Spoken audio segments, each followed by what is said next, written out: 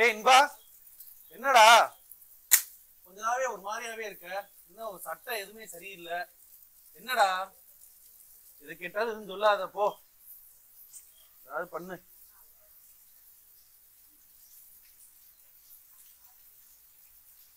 நீ என்ன பண்ணிக்கிருக்க? என்ன பண்ணு? என் போன்ல வருது, உன் போன்லயும் வருது, அது எப்படி வருது?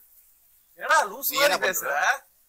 என்ன ஆச்சு? நான் என்ன பண்ணேன்? நீ தானே என் போன்ல இருக்கிறத அப்படியே பாக்குற. எப்படா எல்லாம் பண்ண முடியும்? பாத்தேல இப்போ. ஏய் நான் ஏந்து பாத்துட்டு இருந்தேன்டா. இல்லையே, இப்ப என் போன்ல வந்தது வீடியோ உன் போன்லயே வந்துச்சு. அப்ப நீ ஏதாவது லூஸ் மாதிரி எதுவும் பண்ணிக்கிறீங்க? நீ ஒண்ணும் பண்ணல. என்ன பண்ண போறேன் நானு?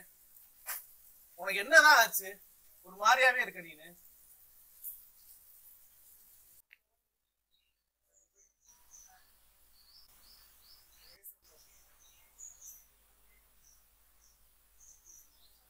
அவங்க என்னை பார்த்து பேசுற மாதிரி இருக்கு. என்னடா சொல்ற? தேவையில்லாம இருக்காரா? சும்மா உட்காருறா. இல்ல, அவங்க என்னை பார்த்து தான் பேசுறாங்க. சும்மா உட்கார. ஏய் இன்பா, என்னை பார்த்து என்ன பேசுறீங்க? ஏய் சும்மா இருடா. இல்ல, என்னை பார்த்து ரெக்கார்ட் பண்ற மாதிரி இருக்கு. அவங்க வீடியோ எடுக்கிறாங்களே.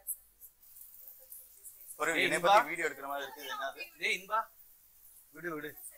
இப்ப வீடியோ எடுக்கிற மாதிரி தெரியுது.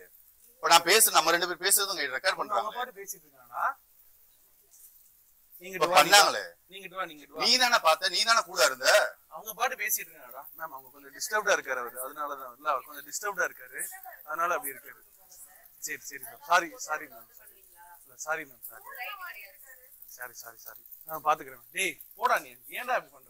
இப்போ நம்ம பார்த்தோம் இல்லையா, அவங்களுக்கும் அவருக்கும் சுத்தமாக சம்மந்தமே கிடையாது. ஆனால் அவர் வந்து அவரை பற்றி பேசுகிறாங்க, அவங்க ஃபோனில் ரெக்கார்ட் பண்ணுறாங்க, அவங்களுக்கு எதிராக ஏதோ பண்ணுறாங்க அப்படின்னு ஒரு கற்பனை உலகத்தில் நடக்காததை நடந்த மாதிரி நினைக்கிறது தான் நம்ம டெலியூஷன் அப்படின்னு சொல்லுவோம். இது ஒரு விதமான மனநோயோட ஒரு அறிகுறி. இது பொதுவாக மூளையில் ஏற்படுற ஒரு கெமிக்கல் இம்பேலன்ஸ்னால வருது தான். இது ரொம்பவே ஈஸியாக நம்ம ட்ரீட் பண்ணலாம். இந்த மாதிரி உங்களுக்கு தெரிஞ்ச யாருக்காவது ஒரு ப்ராப்ளம் இருந்ததுன்னா ஒரு சைக்கியாட்ரிஸ்ட்டை கன்சல்ட் பண்ணுங்கள்.